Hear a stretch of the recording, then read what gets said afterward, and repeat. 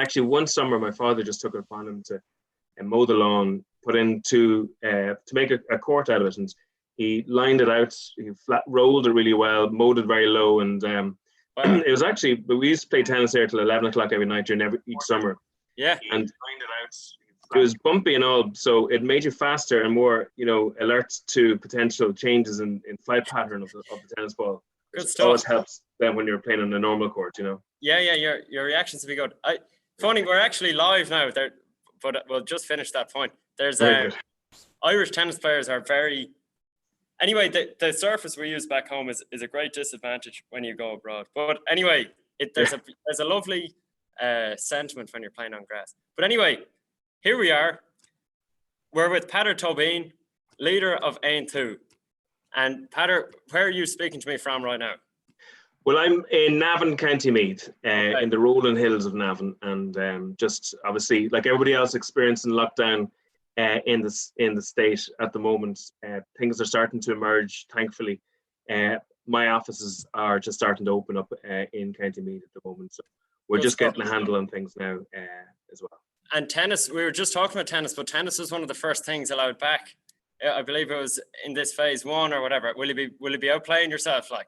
That's right. My brother is the president of the Navan Tennis Club, actually, and so he's been given out that doubles is not allowed at the moment. Only singles is allowed.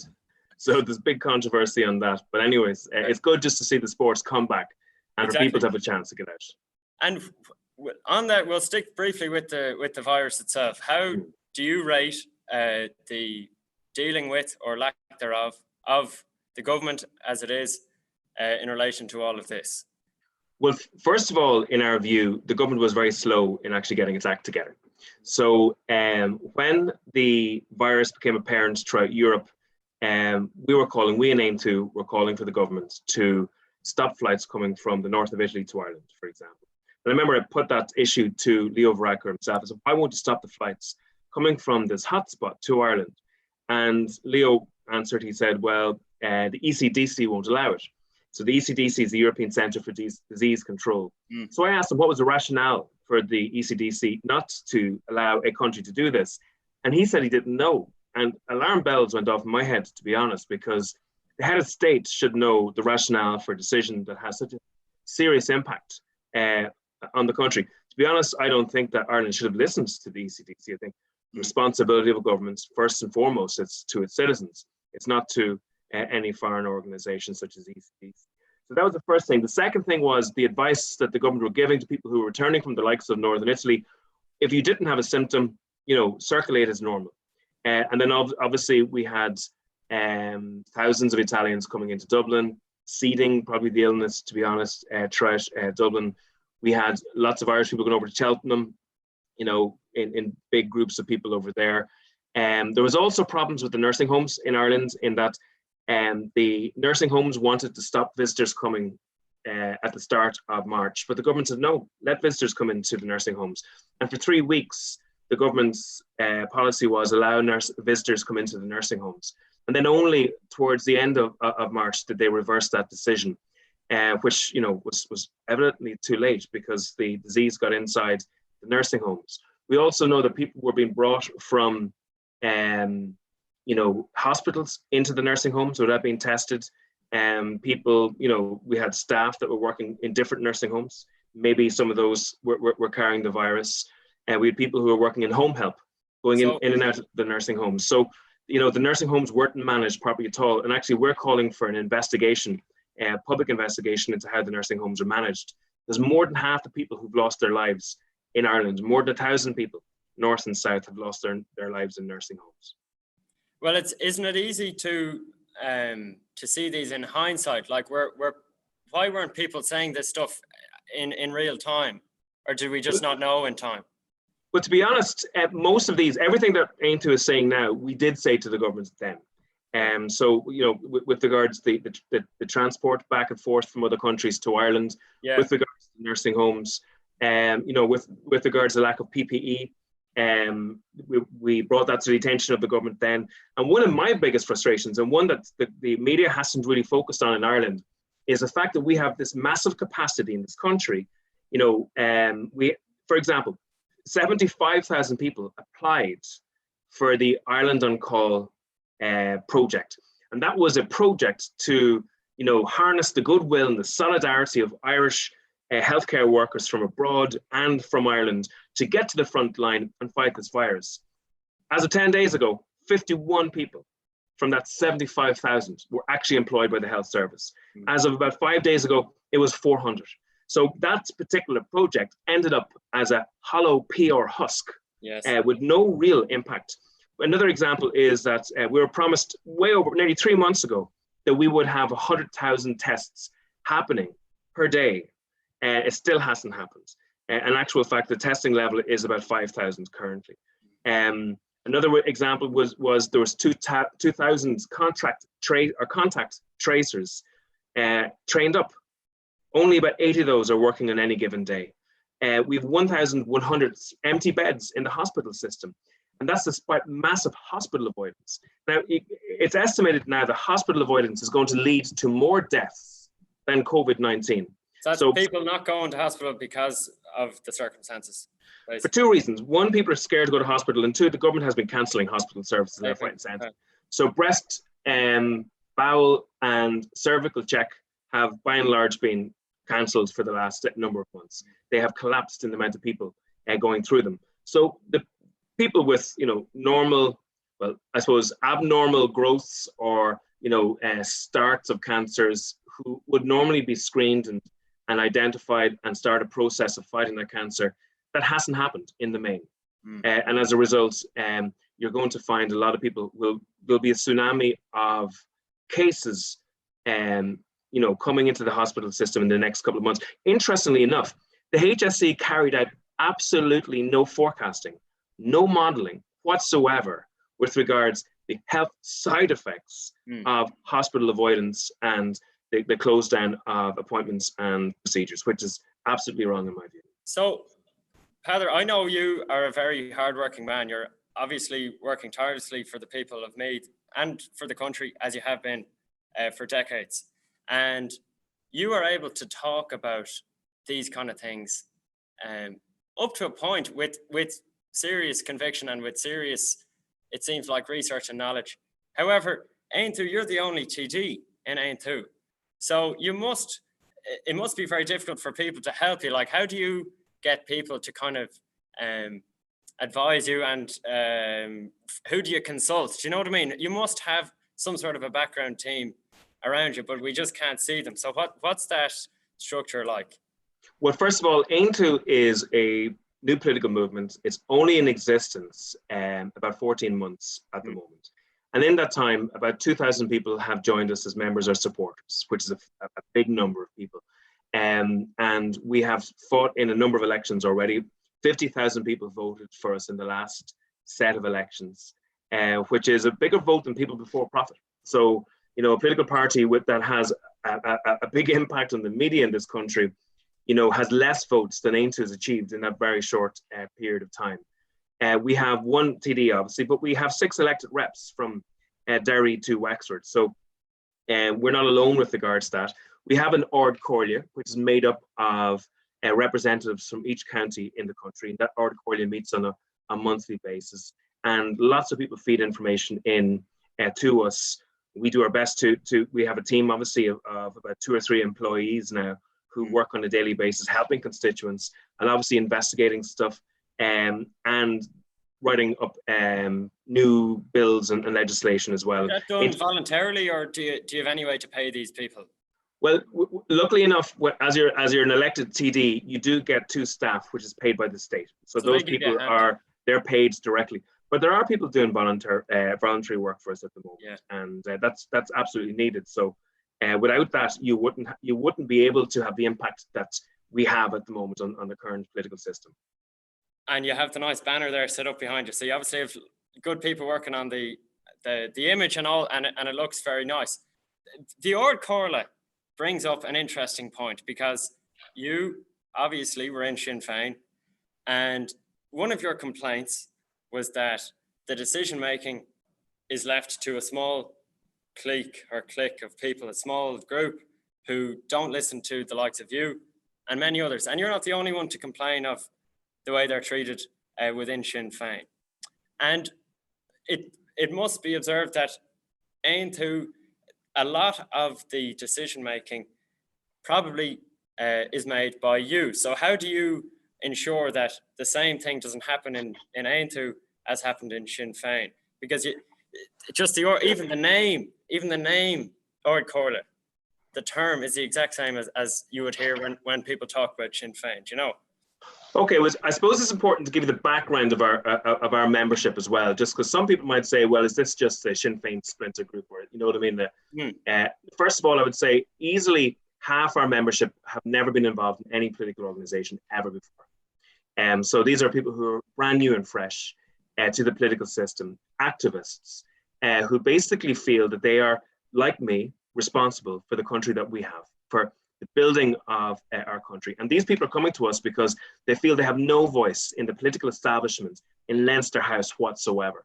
And they see Aontú as a vehicle to achieve their core values. And you might see behind me, we have three major pillars. One is life, Irish unity, and economic justice. So the second biggest group of people who've come to us, believe it or not, are Fianna Fáilers. And I would say probably the third largest group are Sinn Féiners. After that, SDLP people. And then we have a very broad scattering after that. We have people for profit, Labour, the Green Party, etc. So we're a broad organisation. And I have come myself, obviously, from Sinn Féin. I found that organisation phenomenally rigid in its decision making and in its expectation of everybody jumping to the same tune. So we have decided to loosen that up a little bit. We want people to be cohesive and focused, but we're not dictatorial in how we tell people to think. So we're a broader church. That's the first thing. Secondly, the Ord Corla element is, well, the GEA have an Ord Corla. Fianna Fáil have an Ord Corla. Ord Corla simply means high advice. So it's the highest level of advice that members can bring. But we will, as a political party, ensure that the Ordesh steers the direction of our organisation. Sinn Féin do have the infrastructure of democratic decision-making within the party, but to be honest, it is very much top-down. It's not alone in that. Fianna Fáil and Fine Gael and the other political parties, and this is a big crisis in Irish political parties that people really haven't analysed as of yet. I've spoken to people from Fianna Fáil and Fine Gael who tell me that there's no Commons active in their counties. Wow. So, in other words, the grassroots has been deleted from many of these organisations. Fianna Fáil in the last two Ordeshna haven't allowed for members even to put motions in front of the Ordesh, and they ignore those motions when they are passed. So there is a democratic deficit in the structures and political parties. What we've said in Aontú is that we're a grassroots movement, and we're determined to actually put power back in the grassroots members, and that will happen over the next number of years. I spoke to a friend of mine. Her name is Mary Louise O'Donnell, and you probably have come into contact with her in Leinster House. She's a theatrical woman, and she made an animated speech a while ago towards young people. And I don't know if you were aware of the coverage it got online and all that, but she basically was telling young people, stay out of here. It's all territory.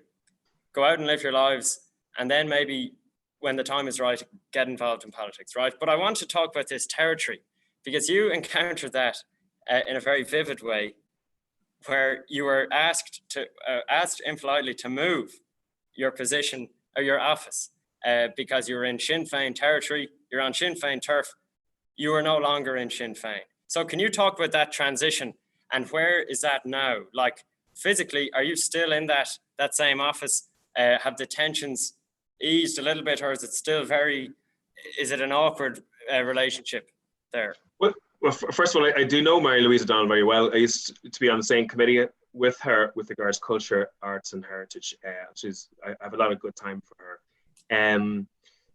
Listen, I suppose in many ways, when you're involved in a party like Sinn Féin for 21, 22 years, when you've invested so much time and effort into an organization like that, when you've, built it along with many others and, try to achieve growth of that organization. And to be honest, it's a different organization from any other organization because of its history. It is obviously very difficult to come to a decision to leave it and come to a decision to set up a new organization. Like I have a young family, the youngest is 4 and the eldest is 9, have a mortgage. The idea of setting up a new political party and venturing out on your own, it is a financially difficult decision to make. And I've no doubt that so many of the TDs in the Dáil make decisions on the basis of, will they or won't they lose their seats? And if they lose their seat, are they in financial difficulty? But my attitude is that the day I put my own financial issues, over and above my political objectives, is a day I shouldn't be a TD. It's a day I should, because if you're thinking about your own circumstance and that has priority to your responsibility to the people of Ireland, you've no business being in Leinster House in the first place. And it was a very difficult situation, to be honest. It happened over probably about a year or two. Look, there are many decent people in that party. I would still have people in that party who I would consider friends, etc.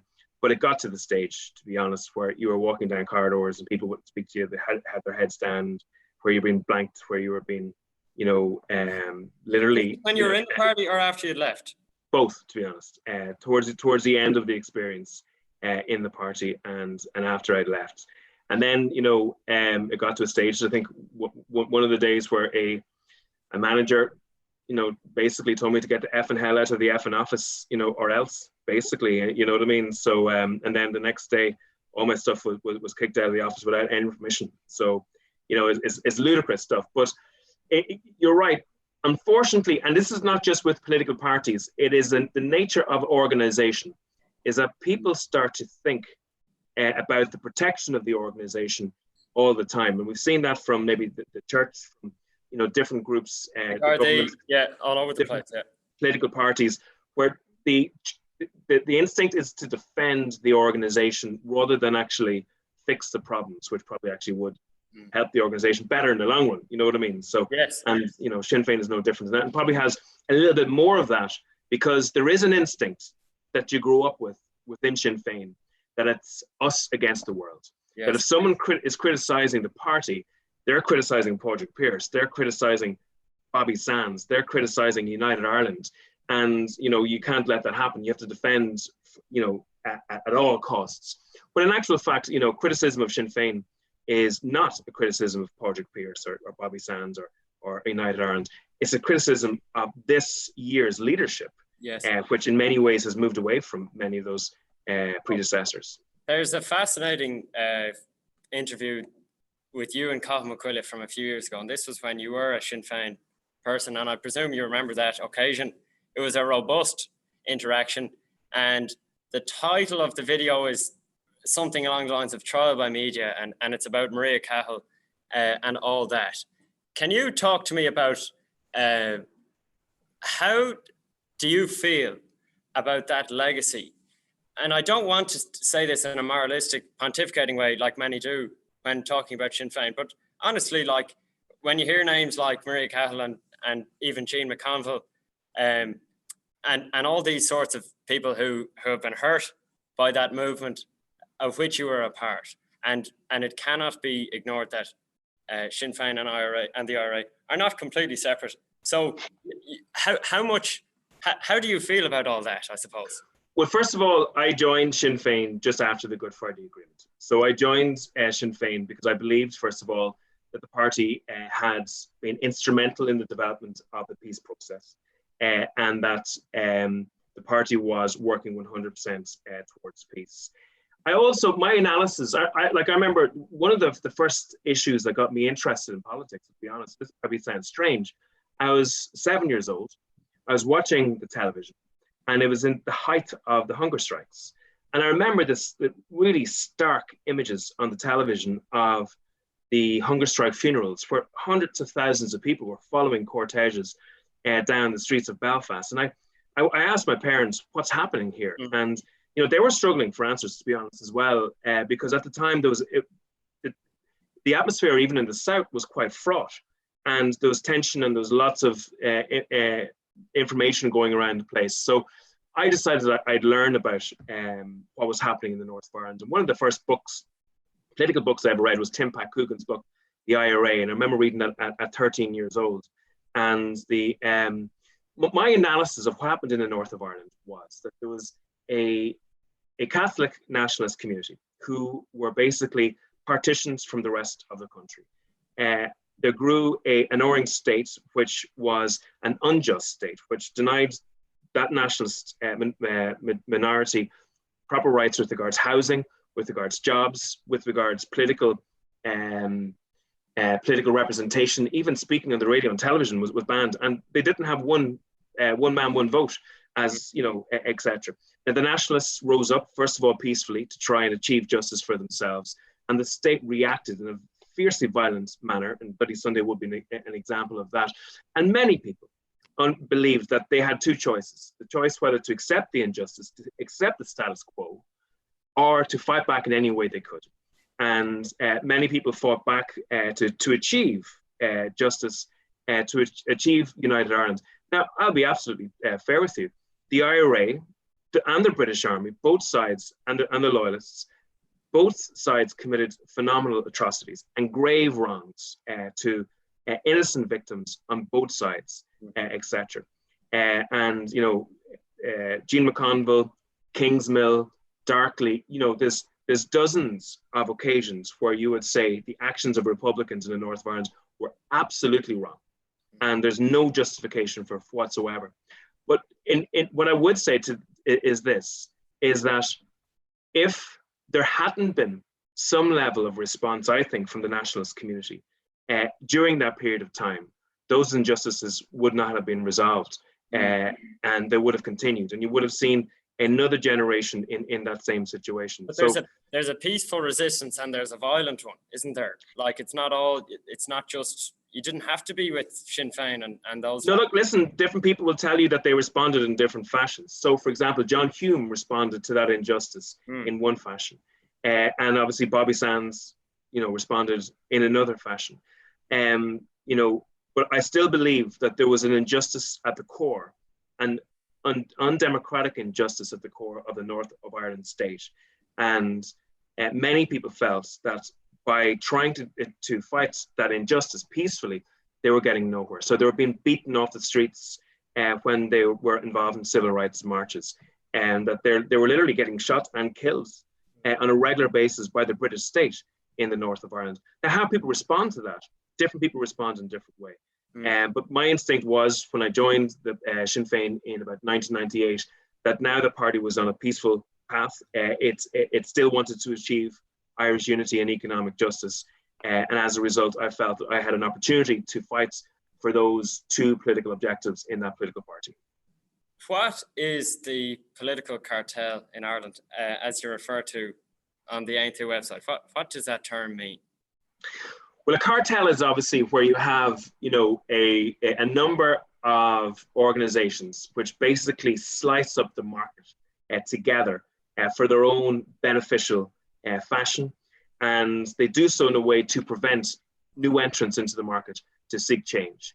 And I think that we are living in a very strange time in Ireland, especially in that we have, it feels like every single party is on the same page in so many issues.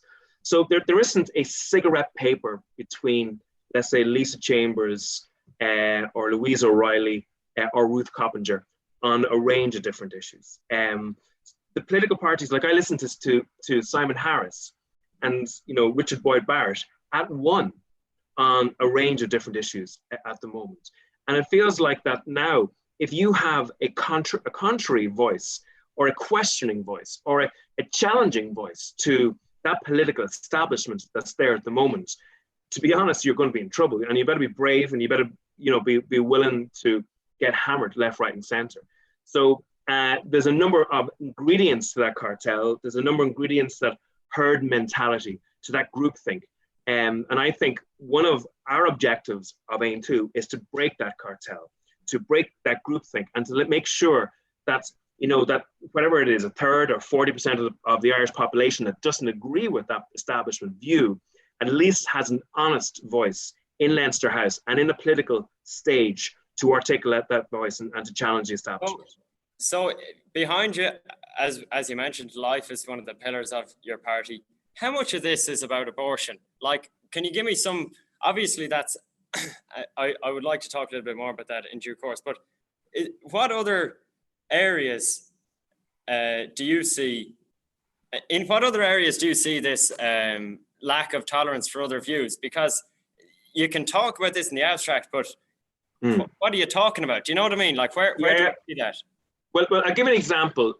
Aontú is a Republican party. We're a party in the history of Wolf Tone. We believe in a pluralist Ireland, okay?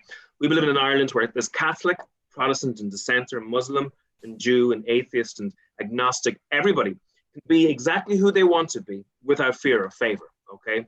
So there's been a debate over the last number of years in Ireland that there should be, and just to give you a bit of context to this, we had a phenomenally uniform society in Ireland in the 1950s, where there was very little tolerance for differences of opinion. Then we went through a period where everybody said we need to have a pluralist society where, you know, different views and different people can be who they are. And now we're entering into what I think is a mirror image of the 1950s, where we have a new uniformity, a new intolerance developing. And I remember like being in a debate in Leinster House, and they were talking about school patronage, for example. So, you know, Aontú believes that if you're Catholic, you should be able to find a school that shares your Catholic ethos. If you're Protestant, if you're Muslim, if you're a Jew, if you're an atheist, you know, within reason, you should be able to find a school within the Irish system that actually reflects your ethos. So you know, everybody in the whole political system, Leinster House, was saying, no, there has to be a new uniform school education system where there isn't room for ethos or patronage. That pluralism, that difference, that diversity has to be deleted out of the system. And it was only aimed to, and the funny thing, when we raised our voice and said, no, we want a pluralist system, it was amazing how quickly Fianna Fáil and Fine Gael started to back down from, you know, the buy-in to the establishment view. So into what were they buying? Well, for example, a Fianna Fáil TD, who was the spokesperson for the party on that day, selected by the front bench to articulate a view, was stating very clearly that there has to be a uniform education system within primary and secondary school, and therefore that pluralism, that, you know, that diversity, that richness of who we are should be deleted. And is that where you have like these schools that are called Educate Together schools, or what? Like, what would that look like? No. Actually, Educate Together schools are great schools, and they're part of that pluralism. They're part of the diversity. But what they want is a single state school system with no patronage difference whatsoever. So, in other words, you wouldn't have the choice. Like Sinn Féin, for example, equipped me to vote to get rid of the Catholic Church or the Protestant Church or the Jewish religion or the Muslim faith as being able to be patrons of secondary schools or primary schools. Now, why should we all be forced to send our kids to a uniform education system? You know, and are we not a poorer country for not allowing for that diversity and space? I'll give you another example. I remember sitting in a studio in what was TV3 with a Fine Gael minister. And at the same time, just a couple of weeks before, there was a debate on RTE about transgender rights. And Graham Linehan, I think it was the comedian, was after stating in Britain that he felt that some of the requests by some of the transgender campaigns were having a negative impact on women's rights. So women's rights for safe spaces, etc. And there were Labour youth outside of RTE campaigning against primetime showing an expert of Linehan's interview. So just Linehan saying that, you know, he thought that biologically men should, you know, are men, biologically women are women. Just to say something like that, the actual definition that a woman is a female adult, saying that sentence meant that there were people at the gates of RTE campaigning and protesting against that sentence. Now, I said to the Fine Gael minister, you know, what do you think of that? You know, do you not think that Linehan has a point here, that, you know, that there has to be a balance of rights here, that women should have the right to safe spaces, etc. And he said yes. And I said, well, why don't you say that? I said, Jeekers, you couldn't say that out loud. You'd had the head taken off by the media, etc. So it's the kind of really strange situation that a person who is an elected representative with maybe 10,000 votes is getting paid over 100,000 euros to, you know, bring his sense of judgment into the political sphere, didn't have the confidence to be able to say, something as simple as the dictionary definition of what is a woman. Well, that's one example, I suppose. I would like a few more examples if you had them. Do you know, like that's, so what if there's some people there's people protesting about everything. Do you know, like to say that there's a cartel suggests that this is systemic and that these people are completely in charge. I'm not saying they're not in charge. I'm not saying that they are, but these are a couple of things. Like, can you give me some more evidence for that? This groupthink, because I think you use words like groupthink, and these are heavy words. You know, they're not. You wouldn't say them if you weren't serious about the meaning. Do you know? Yeah. So obviously, like you mentioned the right to life there. So Aontú obviously believes that everyone should have a right to life, and that the state has a responsibility to protect everyone's right to life. Now, again, that sentence, we're the only All-Ireland political party that actually has that view anymore. And, you know, Fianna Fáil, Fine Gael, Labour, Sinn Féin, the Greens, etc., have all moved away from that universal human right to life. And the funny thing is, like, a human right, by definition, is universal. If it's not applied to every single living human being, it's actually a sectional right. It's not a human right anymore. So in that area there, if you looked at the media right through that debate, you would see that all of the media, bar none, took the position to actually delete the human right to life from the Constitution. And also, if you looked further down to how the media dealt with it, both in its opinion pieces and in its stories, they gave very little communication information to the likes of voices like myself. So for every article that dealt with our perspective, there would be about 90 to 100 articles of a different perspective. 90 times? What's that? 90 articles on the other side compared to... Absolutely. I would say it was 80 to 90 to 1 with regards to the perspectives that were evident in the media. And, you know, the other example I would have is, I know of an individual who found some information out currently, like recently, around a cervical check. And that person rang a newspaper and gave that information to a journalist. And then, you know, saying, I'm thinking of going to a TD for this. I'm thinking of going to PEADAR Tóibín. And the journalist says, no, don't go to PEADAR Tóibín. Go to Stephen Donnelly, etc. And I know myself, there's no doubt, if just by analyzing Twitter and talking to people within the media situation, that there's a uniformity within the media now. And no, don't get me wrong, there are good people also within the media who do give a contrary view. But just analyze, you talked about systemic, okay? There's only about 1,000 journalists, national journalists in Ireland. That's not a lot when you think about it. Well, it's only 1,000. I would say it's a small pool, to be honest. Yeah, it's not a lot, yeah. Yeah, so, and the second thing is, there's only about 6 national media organizations. RTE would be by far the biggest of those. And then you have the Irish Times, which now owns the Examiner. You have, you know, a few British titles functioning within the market as well. But only about 6 or 7 organizations. And those 1,000 journalists are typically from a similar demographic, not all of them, but I'm generalizing here, and there are differences. Many of them would actually know each other. And I've spoken to journalists as well, and they said, you know, I know which side my bread is buttered in. Like the politicians that we spoke about earlier, having to keep their seat to pay their mortgage, many of these journalists know that someday they might have to work for RTE, or someday they might have to work for the independent group, and etc. So, you know, challenging the establishments is harder to do when there's that lack of options. Now, in Britain, in the United States, in Germany, most countries would have a strong left media and would have a strong right-wing media, would have a strong pro-Europe or an anti-European media, would have a liberal and would have a conservative media. But we don't have this. We have this mishmash in the center that's extremely concentrated, both in terms of owners and in message.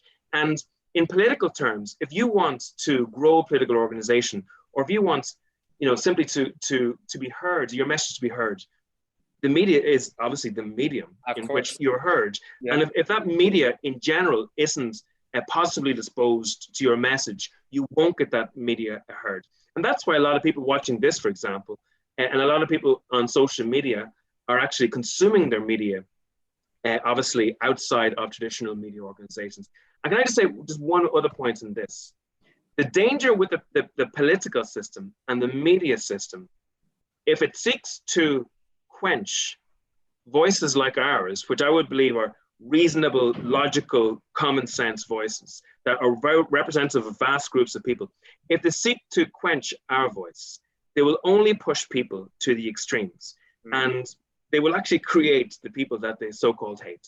Well, and let's talk about exactly that, because I asked on a video a couple of days ago for questions for PEADAR Tóibín, and I got 2, and they're quite linked, okay? So I'm going to read them to you. And I think what you just touched on manifests itself here. And these kind of people and these kind of comments and concerns need to be addressed for a healthy society to exist, in my opinion.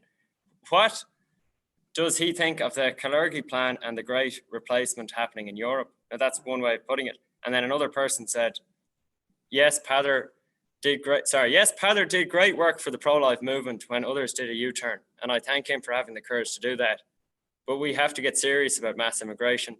In PEADAR's constituency, lots of Dublin people have moved in because they can't afford to live where they were born, because mass immigration has artificially pushed up the price of houses. When someone has to move far from the family home, it's a win-win situation for the government, because the older parents sometimes have to move into a care home. And when the parents are gone, the family home gets sold and the government get their cut. We shouldn't have to work all our lives just to pay for a house that's really only worth a quarter of the real value. We should be able to live near our elderly parents and keep an eye on them. James, keep doing the great interviews, kid. You're doing great. Thank you. Thanks to this person. I watch from time to time. And PEADAR, thanks again for being one of a very few that spoke up against the murder of little children. Now we have to help grown adults from despair and suicide by giving them jobs, not having to emigrate, being able to afford a house, live near their elderly parents. We have to look after our own first. So obviously there's a lot in there, but let's just focus on that issue of immigration, which when I read this comment to someone else today, that person said, oh, geez, that's Gemma O'Doherty type stuff. So as soon as you seem to open your mouth about this, while some people who are talking about this are, like Gemma O'Doherty, quite obnoxious and aggressive and let's say not very civil, at the same time, there doesn't seem to be any reasonable discussion around this. So where do you stand on all of that? Well, can I say the first rule that we have is that there should be no taboo subjects in Ireland, okay? A person should be able to raise a concern, a real concern, without fear or favor of being shut down for raising a concern. If they do so respectfully and if it's done in an honest fashion, if it's not done to manipulate situations as such. So if people have a real concern, that concern should allow it to be raised. And it goes back to that previous point that I was making, in that if the media seek to delete people from, articulating real concerns or to name them racists, etc., for raising those concerns, they're not getting rid of that concern or view. They're not, deleting it or changing the mind of the individual. They're just pushing those people into the hands of the likes of Gemma O'Doherty, etc. So, there's absolutely a right of people to be able to speak about this issue openly and fairly and honest without being hammered down. What we believe in Aontú is, first of all, everybody's equal and everybody must be treated equal when they're in this country. So you cannot discriminate in any fashion against anybody in Ireland. It's as simple as that. We also believe that as part of a modern functioning economy, that you have people coming into Ireland, working, etc. There's vast swathes of our public sector, for example, that would not be functional at the moment, only for the fact that people have come into this country to work with us as well, in the same way that Irish people did so for generations in other countries. Now, we would say that it is important as well for the government to plan for the numbers that are coming in. in a manner that they're actually investing in housing and healthcare and infrastructure. Because if they don't carry out that investment while people are coming into the country, there's no doubt that things will get tighter in those spaces. Demand for housing and healthcare will get tighter and more difficult. And that will lead, in some cases, to tensions arising between new Irish people and our, let's say, native Irish people as well. And it's that tension. I often find it interesting in that, rich people often get poor people to blame other poor people because of the situation that they're in. And the bigger issue of the fact that we live in a country where there's mass migration of wealth into the hands of a few people in the country, that has a far bigger effect on people's access of housing and access of healthcare and education. I will say, though, on another point, a country has the right to decide how many people come into the country as well. So what I would say is Aontú does not support open borders, but we do not support the building of walls either. There needs to be a mix of policy when it comes to that. A country has a country has the right. I believe a country should have the rights to determine the amount of individuals that come into the country. And what amount is that? Like what? Whatever is feasible is, and a country should. So in other words, if you have a number of, let's say, variables within a society. You have the variable with regards to investment into housing and healthcare and education and infrastructure. And then if you have a variable with regards to the amount of people coming into a country should look to match those two variables to make it sustainable and to make it managed. And when I raised this, I remember we had a national meeting of our party last April, and a guy from one of the newspapers came along. We never mentioned immigration once in that whole 6 hours of debates. The one question the newspaper put to us, and it's not by accident, was around immigration. I answered in roughly the same fashion that I've answered you, yet they snipped down the answer into a small short video and played it on their website. And then you had hundreds of people from other media establishments and political parties castigating Aontú for holding these right-wing views. And by the time you go back to each individual and explain, each one, when you explained actually what happened, they go, oh yeah, no, that's reasonable. Now I understand. But of course, you're never going to get out to everybody to explain what happened. And that's how a party can be pigeonholed by an establishment. Managed and sustainable are two words that are not a threat to anybody. So what is the establishment against whom you are up? As you keep saying, what are they saying about all this, as far as you can make out? Well, the funny thing is, in typically most establishments won't even say what I said. So most of them just won't have. Most of them are afraid to have a discussion around it. Most of them think that by saying anything around it, that they'll be either shut down or they'll be pigeonholed. And again, they don't have the backbone to stand up on it. But I would appeal to the establishment politicians. Don't cede this debate to those on the extreme right who look to use it for their own political project. Make sure that this debate is mainstreamed, that it's held in a reasonable, calm manner, a respectful manner. It's far more likely that we're going to see, light rather than heat on the debate if it's held in that manner. But to be honest, it's interesting enough, Leo Varadkar actually came out and said roughly the same thing I said a couple of weeks later. But of course, he wasn't pigeonholed. He wasn't misrepresented in the manner that he said it. And most people didn't fall over the place around his words either. Because you think he's treated differently than you? Well, there's no doubt. Listen, politics and the media have a symbiotic relationship in many ways. There's the two need each other to function. Yes. And to be honest, there's nobody on the planet that is without a political opinion. It is, most journalists. It is the very odd few journalists that you can truly say, I have no idea what their politics is, and they're the finest journalists in my view. That, don't get me wrong. There is space for columnists and opinion formers, etc. They are a valuable, important part of the political spectrum. But the truth of the matter is that, all of us live in an environment where, there's an understood view. And if you step outside of that, you tend to encounter resistance. But the way that Aontú is looking to beat that resistance is by working hard on the ground. And what we've done, and like really important for us over the last while, is organizationally build. But we have 66 common functioning from Derry to Wexford at the moment. And those commons are immersing themselves in grassroots community issues that are really important to them.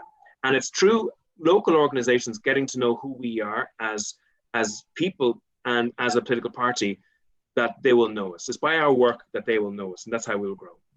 One of your, obviously a big part of your thing is unity, and that encompasses the north and south of the border. What I love about some of the things you say is east and west, because we, as you say, are becoming, Dublin is overheating and all that kind of stuff. But a lot of your economic fantasies, and I'm not saying that, I'm not saying that, you know, dismissively, but let's call it dreams, right? Your vision economically includes the integration of north and south of the border, right? That's how you're planning. Firstly, that reality is not, that's not the case right now, right? They are two separate jurisdictions. And secondly, there's a huge number of people up north who want nothing to do with you, with me, politically, let's say, like governmentally, and the likes of Simon Coveney or Micheál Martin or Leo Varadkar. So is that not just kind of a bit disingenuous for us to talk in those terms in the short term? Obviously, it's grand to have a dream of a United Ireland. You talked about Pearse, you had your launch in Belfast, like the United Irishmen, and all that. But realistically, it's not going to fly, is it? Well, first of all, I would say on this, in about 104 years ago, right, in 1916, probably the weakest generation that Ireland had ever seen. You remember a generation or a generation and a half from the famine when 1 million people died or 1 million people were forced to emigrate. You had a probably the weakest generation Ireland had ever seen. Basically, looked at every town hall in the country, and on top of that town hall, there was a Union Jack flying. And that Union Jack had flew for maybe 500 years. And it represented the biggest empire that the world has ever seen. So the weakest generation basically challenged the strongest empire that the world has ever seen. But the citizens weren't British. Or they didn't just hear me, no, because it is easy to think about history as immovable objects. So in other words, for sure, that generation must have seen the British Empire as an immovable object here in Ireland, but that did not stop them. So they decided to organize and develop, and they managed to gain the independence that we have in the south of Ireland. First of all, I believe that self-determination is really important. The decisions that are made as close to the people that they affect are better decisions, because you can affect those decisions, and also you can hold the people who make those decisions to account. You cannot hold decisions that are made in London, Berlin, or Brussels to account whatsoever. Secondly, you know, when the partition of Ireland happened, the north of Ireland was an economic powerhouse. You know, but at least 80% of the economic activity, the manufacturing, happened in about 3 counties around Belfast. The south was known for beer and biscuits and agriculture at the time. Now look what's happened to the north of Ireland since then. Because of the fact that London purely focused, Brexit has shown in flashing neon lights that the Tories in London know nothing about the north of Ireland, and they care even less about. They don't want to know, yeah. Exactly. So we know that there is because of that focus on the home counties by the Tories and the British government for generations, the economy of the home counties has always been really strong, and the economy in the north has just slid. And now per capita income is nearly 3 times the amount in the south than there is in the north of Ireland. So the rule from London has not served the people of the north of Ireland for long. I'll tell you, just with the imposition of an extreme abortion in the north of Ireland, I've had many people from a unionist background. And then also with Brexit, many people from a unionist background say that they never thought they would say this, but there is a strong view now amongst many people that they need to have more control over the development of the north of Ireland. And many people are considering unity for the first time. And if you look at the polls, most of the polls are trending towards a majority being in favour of Irish unity. At a rate that, like I saw one poll, it said about 50%, I think this is from February, about 50% are against uniting Ireland, about something like 30% are in favour, and something along the lines of, if you take out the don't knows, it was 65-35, right? So if you might be increasing the sympathy, but it's not at a rate fast enough that you can talk realistically about uniting the island. Like, and especially like your name, your party's name is in Irish, right? The amount of difficulty caused by trying to get the Irish language recognised in Stormont was big enough to make the whole thing collapse in recent times. So it doesn't, like, would you have to change your name of the party, or how are you going to appease these people? Well, what I would say to you first of all is the Stormont election gone by and the Westminster election gone by were the first elections in the north of Ireland where unionism did not return a majority of representatives. That is groundbreaking. There is no majority of elected representatives in the north of Ireland that favours a union with Britain. Again, a startling figure. And also, the BBC polls that were carried out until recently did show that the number of people seeking unity and opposing Irish unity were actually neck and neck. It wasn't 65-35, it was actually 50-50. And if you go down to a younger generation, that's the majority in favour of Irish unity is even higher. Yes. And there's no doubt in my mind that Brexit is an engine for change, because people in the north of Ireland, especially if they're unionists, will see that the Tories basically got the self-determined decision of the north of Ireland with regards to Brexit. They rolled it into a ball and they threw it into the waste paper basket. They had absolutely no respect for that democratic determination of the people of the north, whether it be from a unionist or a nationalist perspective. So there's definitely a confidence amongst nationalists and a realization that unity is more important for their own economic health, but more so amongst unionism now, that situation is becoming apparent. So what kind of timeline are we talking? Well, what we wanted to do, and one of our requests is, Aontú are looking for a new Ireland forum. So we want the Irish government to invite all of civic and political views across the island, the 32 counties of Ireland, into a forum, like the New Ireland Forum of the 80s, and start to discuss the best way that we can ameliorate the threats of Brexit. So how do we work out how to, structurally, infrastructurally, spatially integrate the development of the country to mitigate against the worst elements of Brexit, and to start discuss, well, actually, what systems can we start to integrate that would make for a more efficient delivery of those systems and make for a better service for people. So, for example, a couple of years ago, I wrote the first paper in the Dáil since partition around the benefits of an all-Ireland economy. I interviewed well over 100 people from loads of different backgrounds, and some of them from a unionist background, some nationalists and some not, people from business, trade unions, farmers, civil society, health, etc. And the vast majority of those people stated that if we plan together, invest together, and deliver services together, there'll be better services and they'll be more efficient.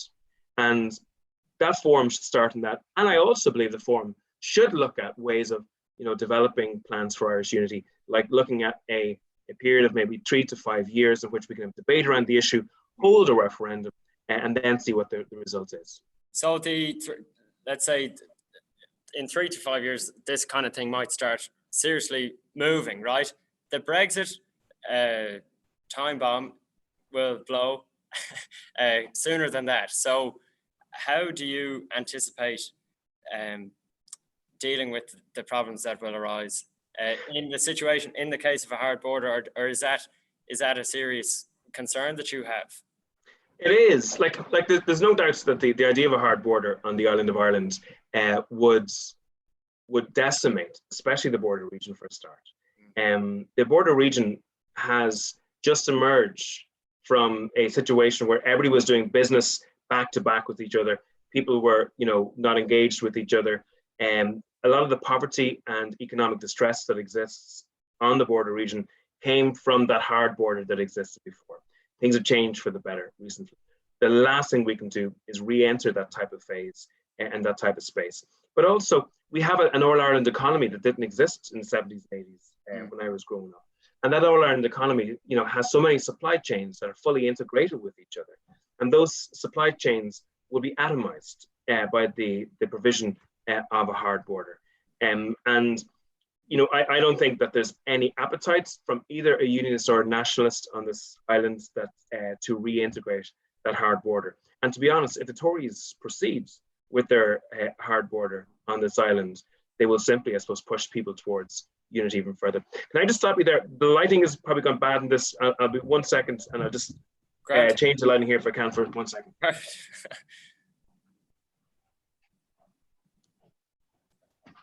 Thanks a minute. Apologies. There you go.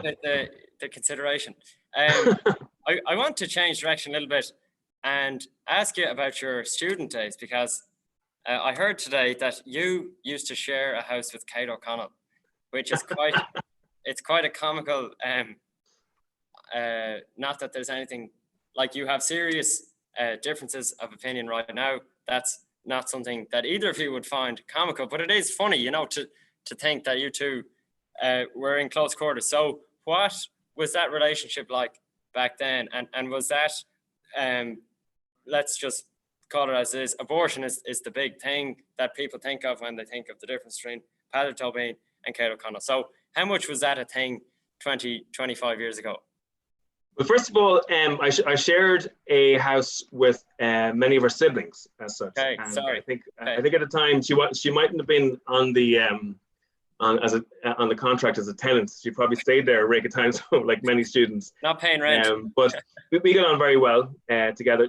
My view on differences of opinion is that you can have a radically different opinion from a person, and you can still respect them as a person and still be friends with a person.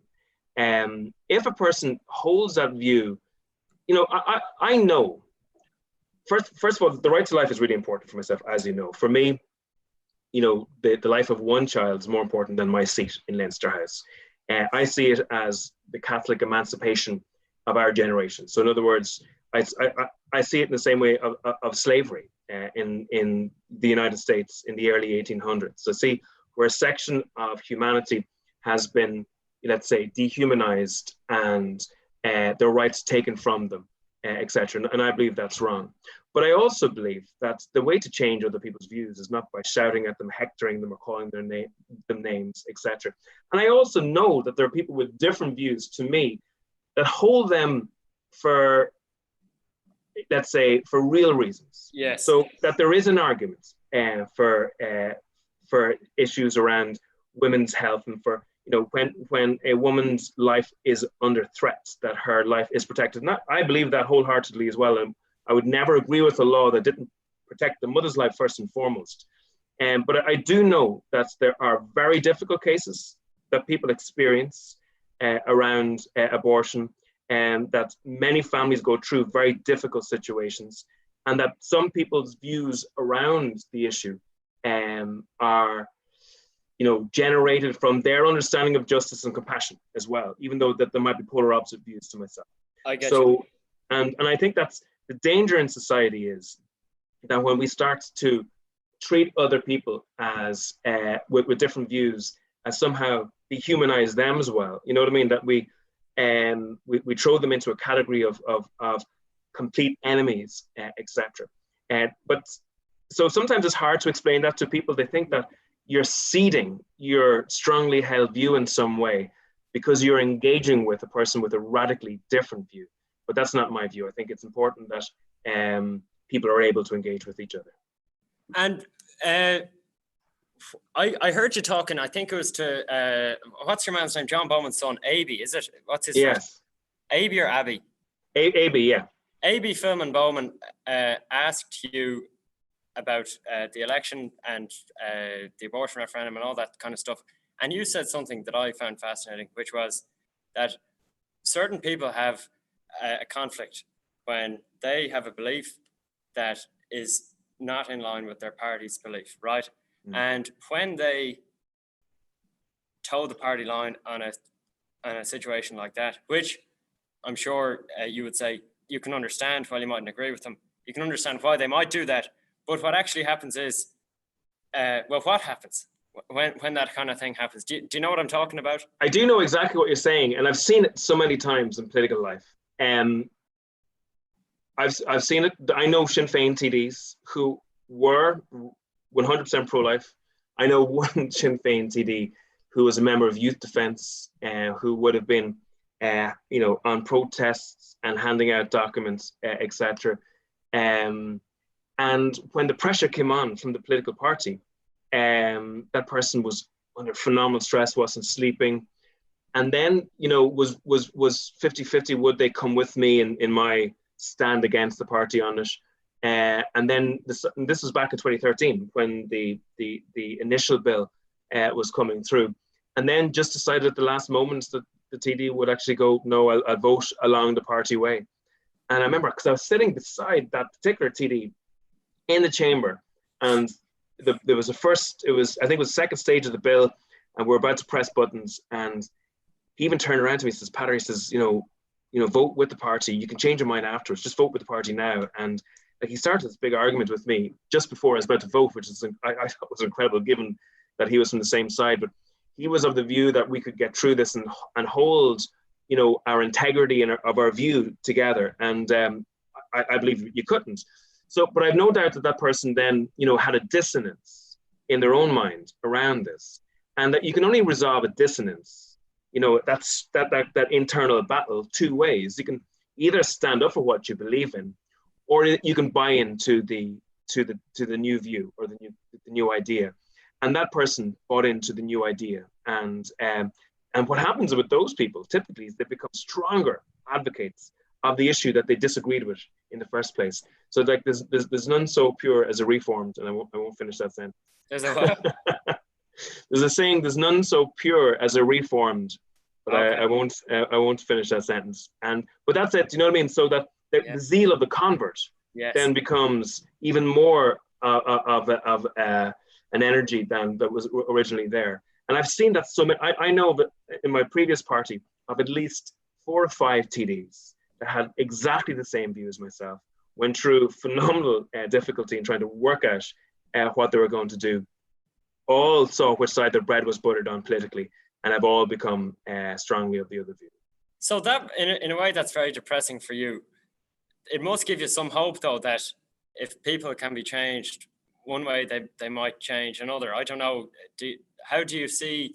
Because again, the reality is, yes, you got 50,000 votes, but if you want to have any real influence, you have to get probably 10 times that, right? And for example, be serious. I know you have a say, you have a voice that you're delighted to be able to exercise, but you need, if you have any real clout, you're going to have to expand. So how do you see that happening?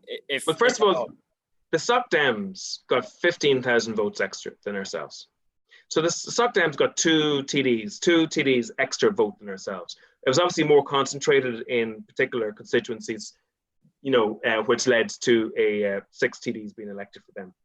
There's no doubt that the Soc Dems or the Labour Party could have a significant influence over the next government if they wished.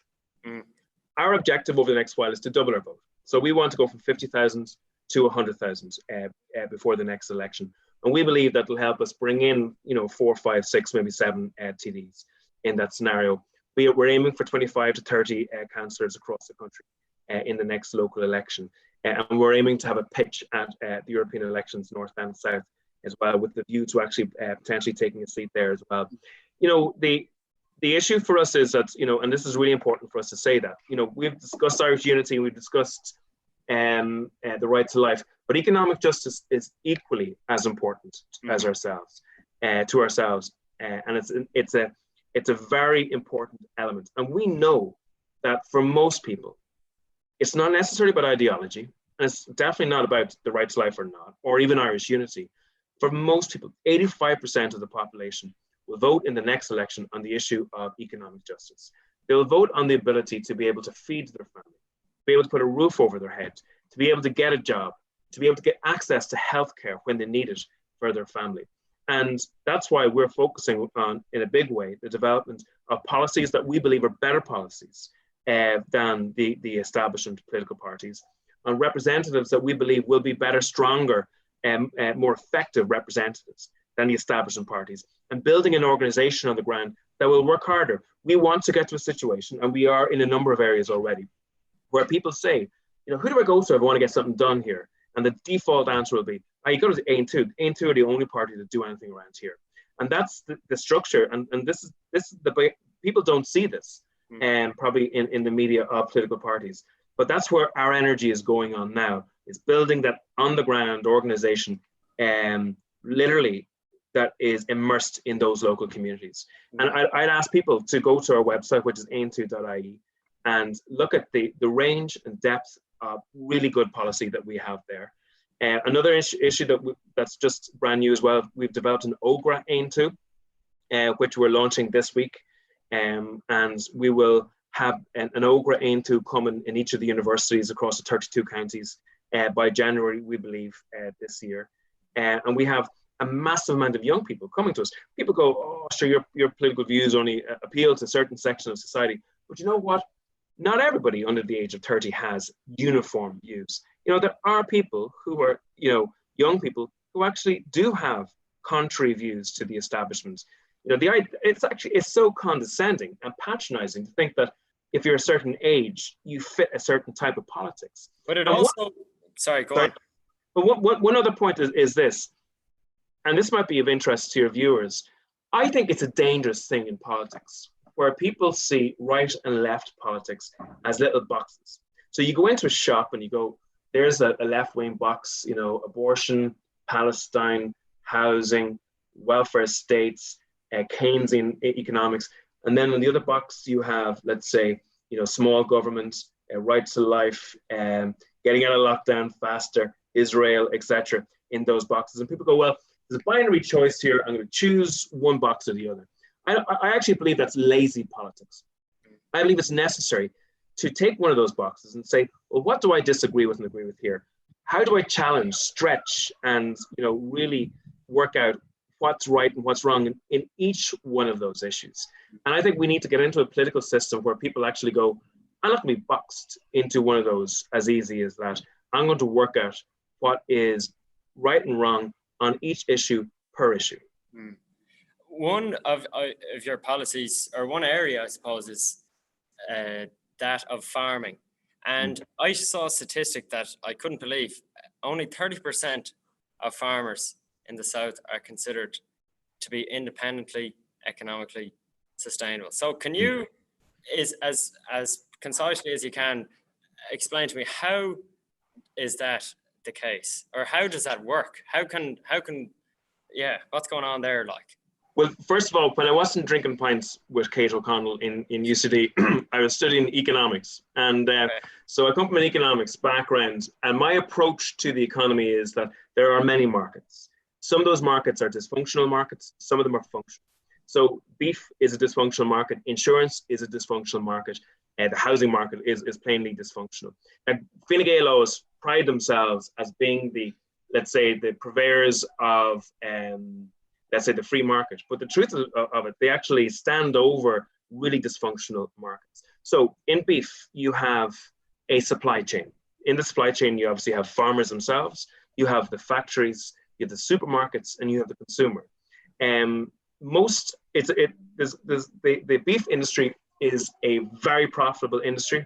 It's making hundreds of millions of euros of profit, but all of that money is actually located in the producer or the factories and the supermarkets, because it's an oligopoly. And anybody that will know about market structures, there's a small amount, maybe 6 factories. They have massive buyer power. They control all of the conditions of sale. There's 120,000 beef farmers. They have no influence over the price or the conditions of sale whatsoever. So between the supermarkets and the factories, they have pushed down the price of beef continuously at the gate. And now farmers are producing beef at below the cost of production. So each individual beast, they could be losing 125 quid every time they sell one of these to the factory. Now, the factories are making hundreds of millions of euros of profit and are actually tax resident in Luxembourg, one of them at least, and is paying 2.5% tax on their income. But is the government subsidising that then? How are these farmers living? Well, they are living, like right now, the average income of a beef farmer is about $8,000. Now, that's inclusive of subsidies. So if you were to take the subsidy away from the farmer, they'd have an average income of minus 4,000 euros.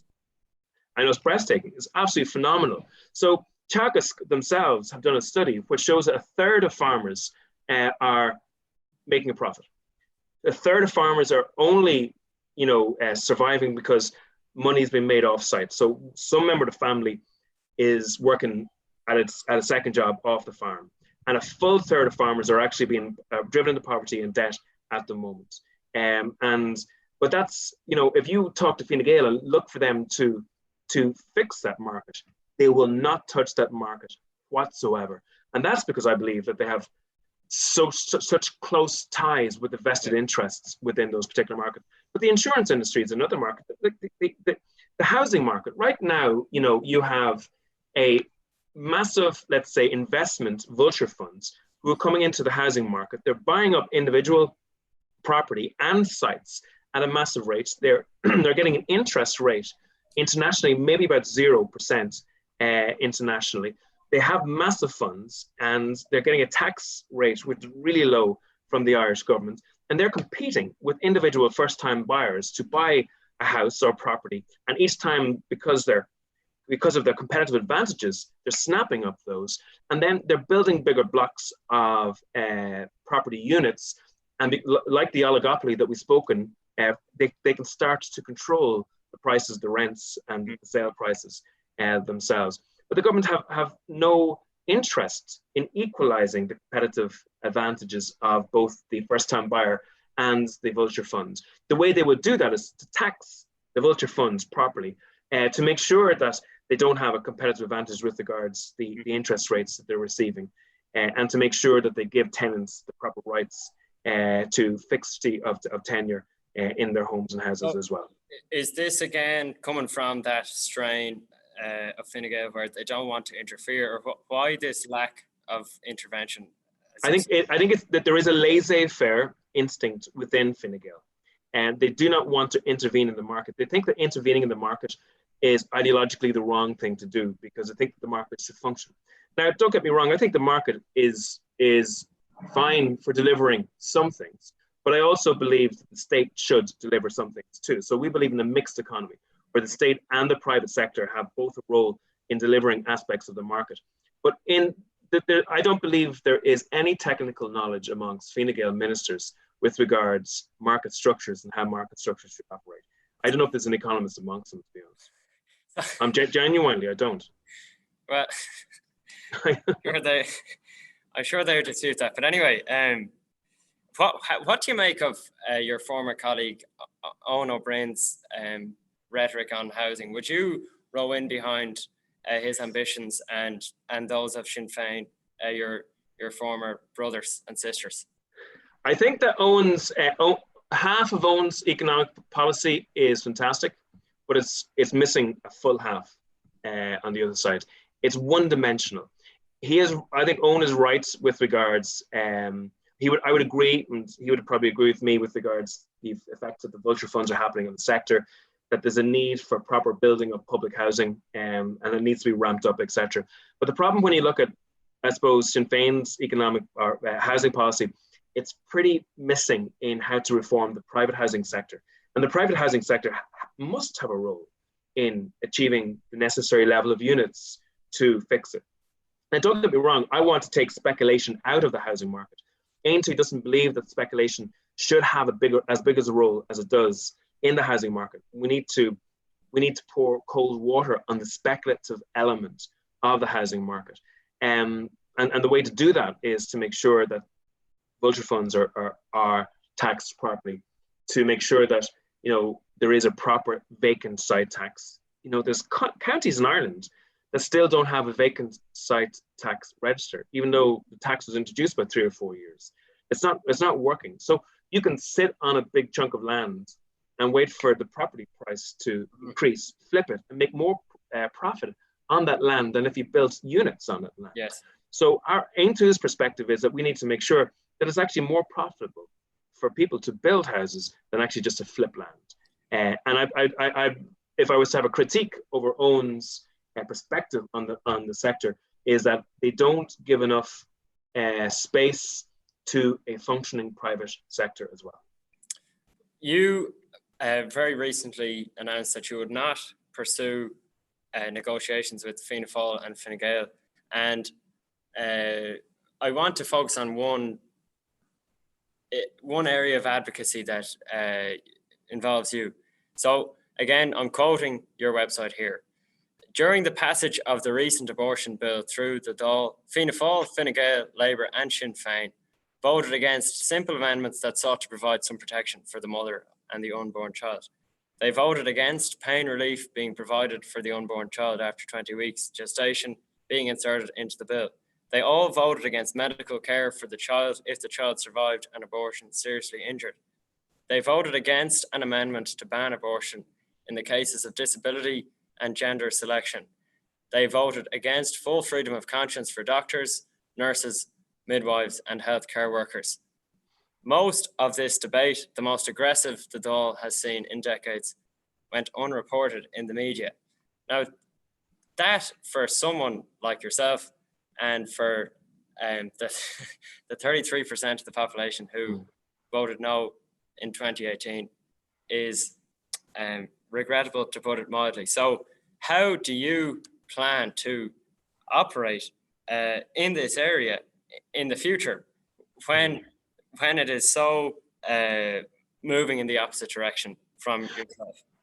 Well, first of all, I will say this, that there was an exit poll carried out on the day of the referendum.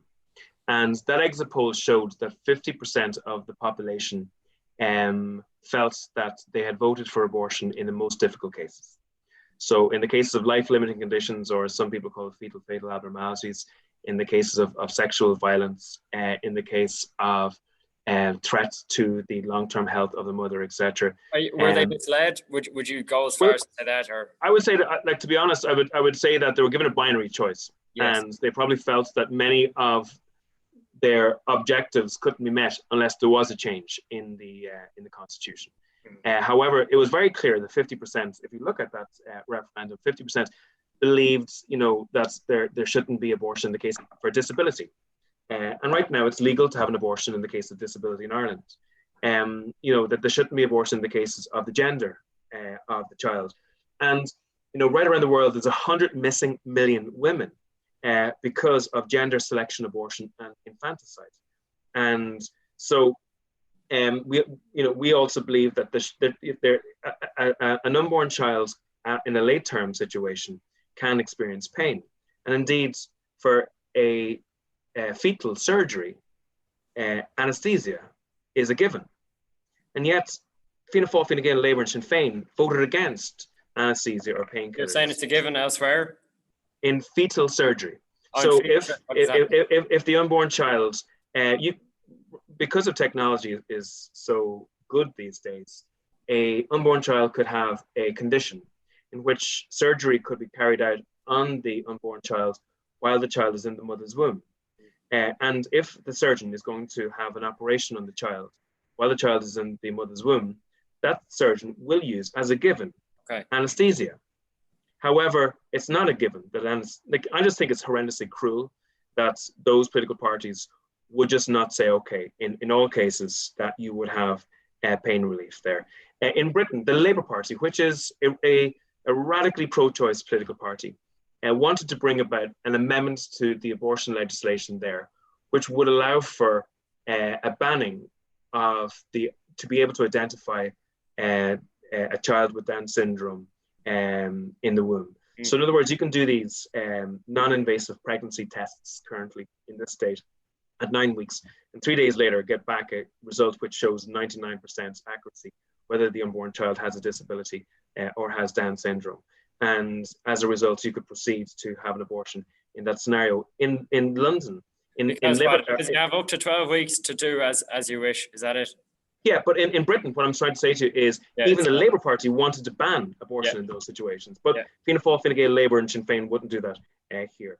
But I do want to say that it's very important as well that we believe right now as a party that we need to give the economic supports necessary to all mothers across the country to be able to raise their children with economic confidence. Because the committee on the 8th that happened before the referendum indicated that 85% of the abortions that happened because of socio and economic reasons. And many women feel that they don't actually have a choice, that the policies of Leo Varadkar and Simon Harris, take away their choice to have a child. So last year, 19 women gave birth in Ireland who were homeless. Now, what choice is Simon Harris given those women? So for us, one of the best ways to achieve, a better outcome for mothers and their children is to really focus in on the economic supports you can give to mothers to make them feel confident that they'll be able to raise their kids. And one of the ways we want to do that is to provide, child benefits to the mother after about 4 or 5 months of pregnancy, to make sure that child benefit is radically higher for the first 5 years of the child's life, so that they have a choice with regards, staying home minding the child or having the money to be able to pay for childcare as well. So there's, we realize that there is cultural change that has to happen, but there's also political change, and we need to grow to make that happen. And there's financial and economic change that needs to happen to protect mothers as well. So who do you see as driving this engine of cultural change that you have experienced? Like you said, the media didn't talk about that debate you were talking about, and there seems you said about an hour ago that there was 90 times the coverage of one side versus the other. I find that that's obviously an extreme way to put it, but I definitely see the point in what you're saying. And so who's in charge? If it's not the Catholic Church anymore, as it was, as you say, in the 1950s, it's not. I don't think Fianna Fáil are leading the way. Fine Gael, I don't think are leading it. They might be following it. So what's going on there? Okay, so the most useful tool in Leinster House at the moment is a finger in the wind. Okay, so in other words, if a TD knows which way the wind is blowing, they will go the direction of that wind. And if a TD can go that direction of the wind, they feel that they'll get a better response politically and media-wise. What we're looking to do in Aontú is to build a class of politicians that actually has the integrity to be able to stand up for what they believe. But who blows that wind, PEADAR, do you think? Well, there's a number of things. There's obviously international cultural winds, but there is a local one as well. But I'll give you this point. People think that, those winds never change. But the truth of the matter is, look at COVID-19. Mm-hmm. COVID-19 came out of the blue and radically changed Ireland economically. And, in the first number of weeks, the population of the country were far ahead of the political establishment with regards to the necessity to protect and to lock down. And actually, one of the things that came strikingly true in that was that people realized that there are times when your personal autonomy or your personal freedom to choose should be checked by the state for the purpose of protecting the life of the most vulnerable. Mm-hmm. And after all, is that not what we have just been saying over the last number of years in Aontú? That there are times that we as a society must sacrifice some choices, some personal freedoms, and some personal autonomy to be able to actually protect the life of the most vulnerable. One of the sentences that rings most true in this particular campaign is the sentence probably overused now at this stage, is that we are all in this together. What Aontú have been saying in our brief history so far is we all live under the same sky. We are all responsible for each other. And we need to live in a society that actually protects the most vulnerable. We need to build a society that's, that has good, strong economy, that has a spark, where people work hard, where they invest, where they take risks, where they spend time in education, that they get some monetary and economic compensation for that. But we must have a safety net underneath people when it comes to housing, when it comes to health, when it comes to education. Because if you don't have that safety net there, you're going to grow into a very discordant society, one with no cohesion. And those types of societies are actually the societies that are not the most successful societies, don't have the highest, let's say, indicators of happiness, of health, and of what I would say common decency as well. I remember, I think it was the day after the abortion referendum, or it might have been the day after the result, there was an archbishop, or I don't think it was a cardinal, but a bishop or an archbishop, a high-ranking cleric basically, talking on Today with Sean O'Rourke, and he said that if you voted yes to the referendum, and if you knew what you were doing by doing that, you should go to confession. And this priest or bishop or whatever he was, I can't remember his name, he was laughed at because, and I remember the text coming in saying, what is this fella saying? This is not, I suppose, normal in the Ireland of today, right? And one difficulty for, let's say, an observant Catholic or a legalistic Catholic or a practicing Catholic or any sort of Christian in America is the Republicans are probably more protecting of the unborn than the Democrats. But once you're alive, that safety net doesn't exist that you seem to be talking about.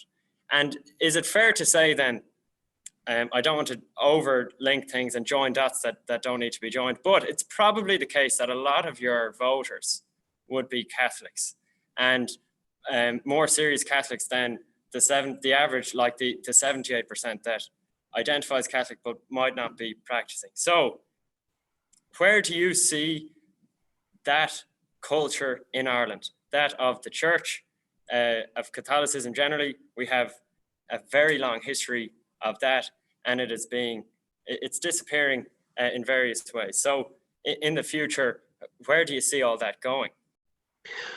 Well, first of all, I want to state that obviously, as I said, Aontú is a pluralist organization, yes. Pluralist party. So we would have people who are Catholic, Protestant, atheists, Muslim, Jew, and we would have people from all backgrounds in our political party. So we wouldn't be denominational in our perspectives. But we will say this, and I would agree with you on the premise of your question in this, in that we believe very strongly, though, that a Catholic or a Protestant or a Jewish person should have the rights to be who they are to the full extent without fear or favor from the state or from the media. Now, there are many people who are coming to us to say that they can't speak about their faith in public anymore, in their workplace or in their sporting organization or the social scene, that they actually check themselves. They nearly suppress any conversation around that aspect of their life because of the fact that they feel it's constantly under bombardment politically and through the media. Yeah. And don't get me wrong, like, you know, the church has a lot to answer for that aspect of Irish society at the moment itself. And on the flip side, the country has a lot to be grateful with regard to education and health and all those aspects that, you know, we didn't have a civil service when this state was built up. In actual fact, this state, the civil service was the church in many ways, between hospitals and schools, etc. Now, we do believe in a pluralist society, and it's funny because I believe in a separation of church and state. I believe that the church shouldn't tell the state what to do. I do believe that citizens are entitled to vote along their informed conscience, and you know, the church would inform their conscience, and that's fully fine. But what I find funny now is when you have people like Simon Harris or other politicians telling Catholic bishops that they can't actually preach on certain issues. If the church doesn't have a right to dictate state policies, the state doesn't have a right to dictate what a bishop can say. You know, if you agree with separation of church and state, you know, the church has no business, and the minister has no business telling each other what to do. So both of them should be able to be, you know, do their own jobs themselves. So how much of your conscience is informed by that influence, I suppose? Well, my instinct is, like, I find it funny that in Leinster House, it's okay to have your political conscience, you know, influenced by Marx. It's okay to have your political conscience influenced by Hayek or Keynes, or, you know, anybody else. An environmental I would say thing, yeah. I would definitely say from my own background that, you know, I was raised obviously as a practicing Catholic, and I have no doubt that, you know, there would be some element of that which informs my views. But I will say in my own household, the 7 children, and dinner time was about actually trying to prove your parents wrong. So there would have been, you know, a very lively debate on all these issues in which you, by default, took the opposite opinion from your parents to test the validity of your parents' views.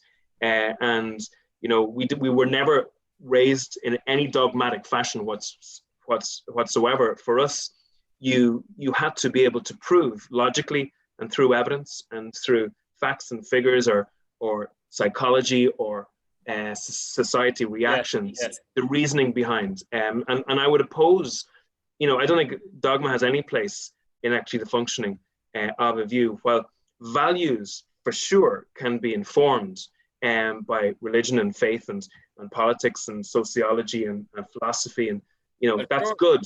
Yeah. But it definitely, you know, people should not be dogmatic about their views. Well, you need some, if you're going to, I don't know, anyway, we don't need to get caught up in this, but you have to have some level of teaching, and dogma is inevitably part of that. But we talked about education and trusteeship and oversight of, and I'm conscious you have to go, so I'll try and be quick. Yeah. But of the church over schools, and it probably must be realized that even while the church does have trusteeship over these institutions, their actual level of influence right now, and when I was in school not very long ago, it's quite limited anyway.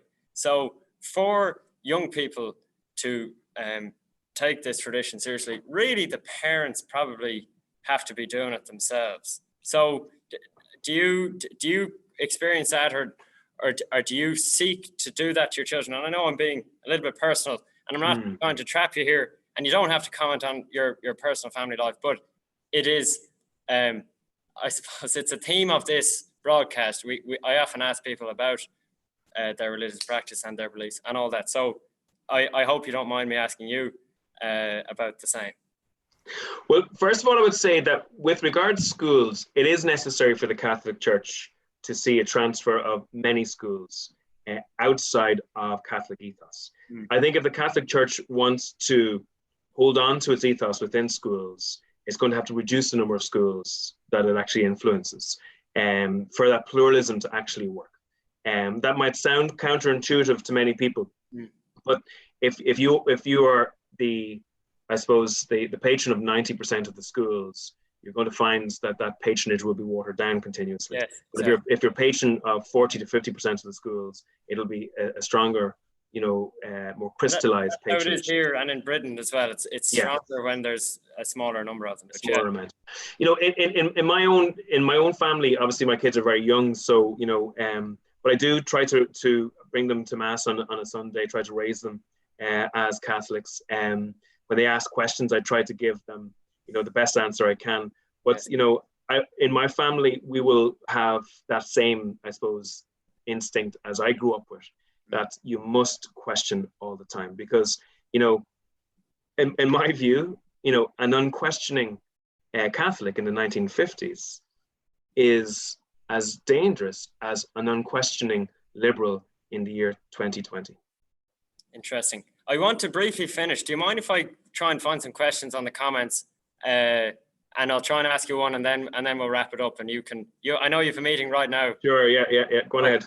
Thanks. The movie Evan.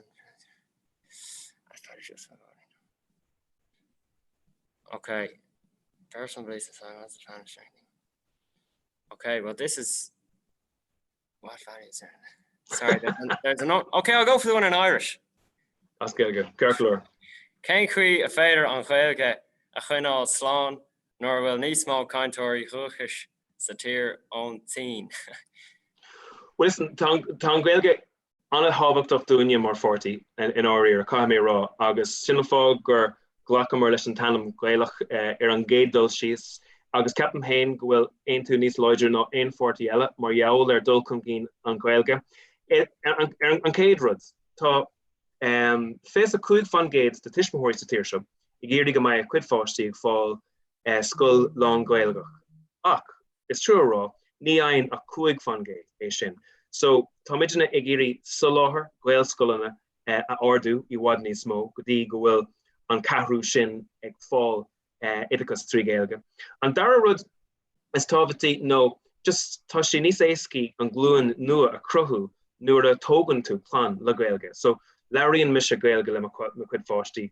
Cuid is mód an am, nuair tá sé ufás a dána bíam sé tuairtamach do bhanéirle. So, tá is a cúg bhfuil fearg ufás a garm san nuair tam ag leirt as béirle. Ach, caiimid, níos mó sais fuinamh agus spraga a thuirta hismóirí. A rá dóibh má hógan tú de cuid plán in Ghaeilge, tógamid an takeíoch seo díobh chun é sin dhéanamh. Agus an rud déarnach caiige méid daoine ná a cuid gnó dhéanamh leis an stát trí Ghaeilge. Níl sé cearcalóir rá ar churbe go mbeidh, mid ag déanamh 2 nó 3 bhliain scoil in Ghaeilge agus nuair chríocnig tú an scoil agus chuirtú gléach ar an rain, revenue go gaithí tú béirle a bháin a leir dóibh. Cai an stát le sásta blacha le daoine a cuid gnó dhéanamh as Ghaeilge freisin. Right, bh fágamid an sin é Pádar Tóibín teachta dála gur mé maiid am áthcht ach as leirtlám an ocht. Tásúla gom go bhfuil macrámatach ceart néidir gom an bhfuil sé. Ach sin canáirí an tálaat agus feice mé tú go luath. Míle buchas fao sin, slán go fóil. Slán Tóga bóga. Slán.